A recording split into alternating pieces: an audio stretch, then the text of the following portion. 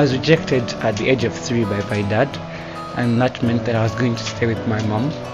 And life in the slums is not an easy life. I started working when I was 8 years old to be able to buy myself something to eat and also to be able to clothe myself. So growing up in a slum is not something easy. Life in slums is devastating. Sanitation is poor, the medication is very expensive, and somehow I thank God because I've been able to at least move from that somehow, and getting into the project has really changed my life. The project is basically set up to find social entrepreneurs who we believe that can in the future be change makers and create change in the society. So it's also mainly focused on developing young people's passion and talents through engagement with them. And the young people here in Uganda, often their talents, their gifts and talents are not nurtured as a caterpillar would be nurtured. And our centre is called the Chrysalis Centre. The caterpillars come to the Chrysalis Centre and they become butterflies. And we feel over time, we're a small project, but our project has impact in communities. And we feel, just like the butterfly effect, we can make small impacts in our communities, but those effects are felt much more widely throughout Uganda. There are some key areas that we do focus on. Certainly problem solving is a very important one. Leadership skills, ICT, we start right from the beginning teaching about email and the use of social media, that kind of thing. We also teach ethics. It's one of those interesting areas where we feel it's part of being an instrument of change is to be an ethical individual, because that means others will look up to you and follow you, so that's another area. But we also extend that into things like business ethics, and there are other areas that we try to do is things like talent development. So if they have a specific talent, we try to nurture, foster that talent in some way.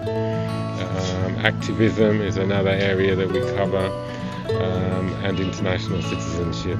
So that involves learning about other countries and the sorts of different cultures that they have and how Uganda fits into the global situation. This project has changed their way of thinking, because with the project here we teach them like how to be selfless.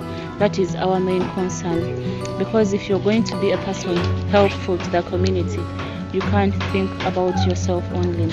You find that the kids are working together as a team instead of one person like doing all the work alone. This one comes in and helps. So I see they're beginning to look at life in a different way compared to the way they used to be before. We have two distinct groups that we work with. One is remote village areas in Uganda, but secondly, when we first came to Kampala, we met a lot of young people in slum areas who were clearly very talented. They wanted to do something, and so we picked those for our group as well. The reason we choose these groups is because we feel that social entrepreneurs who have experienced hard times can make more effective social entrepreneurs. That's a generalization, but we feel that that's certainly true. If you've experienced hardship, you feel like you want to combat that. We are expecting them to be role models, we're teaching them to be leaders, we're expecting them to run new projects of their own all the time. I'm Marumasi and I'm 16 years old, and my project is called Advice for Change. My name is Amochola Kenneth. I come from Acholi Quarter and 15 years old. I joined the Butterfly Project in 2010.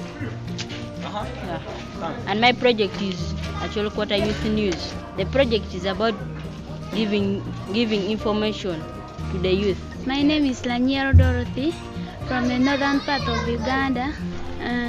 My project is traditional dance, and in my community I want to start working with young kids and to teach them how to dance traditional dance. My project derives from my passion, which is football. So I handle a Chevron of football project.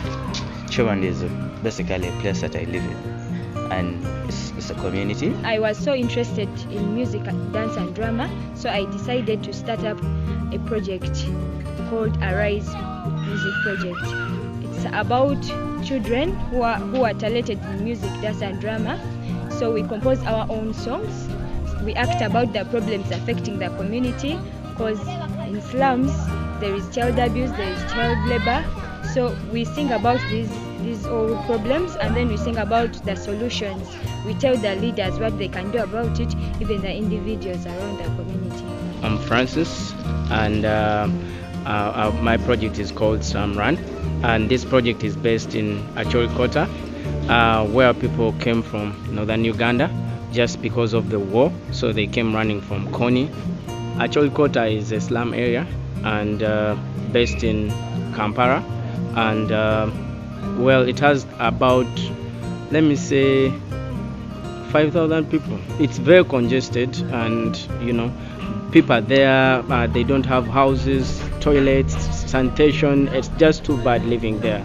So when they reached in Acholi, they didn't have permanent jobs, they didn't have shelter, so they decided to find themselves what to do to earn a living. So they ended up going into the stone quarry to scratch stones and get money, sell the stones and get money. And actually what moved me, it's because young kids also were working in the stone quarry, so that one kind of got into me, and I felt I needed to do something. So I started up the Slum Run. The Slum Run is all about helping these kids, to let them know their rights, to also make them feel like other kids, take them to school. At the beginning we sponsored about 30, then last year we had about 50 children, and we managed to fundraise. We got the funds and we managed to take them back to school, and when we give them the money, we tell them not to work in the stone quarry again. One thing which we feel is really very important strategically, and that is that young people in Uganda, in Africa, they are an enormously important asset, and they are the key to this type of change that people want to see. I don't feel at the moment that people around the world value them enough.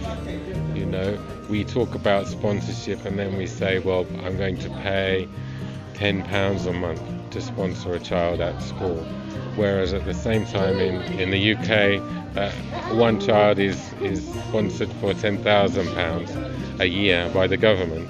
So in comparison, we're not really taking things seriously.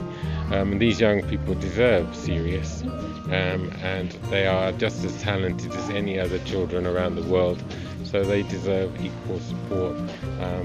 And because they have this passion for change, they're the ones perhaps we should even prioritize in the future, because we'd like to see a very special Africa which we can learn from the rest of the world, rather than simply say, well, it works in London, let's use it here in Kampala.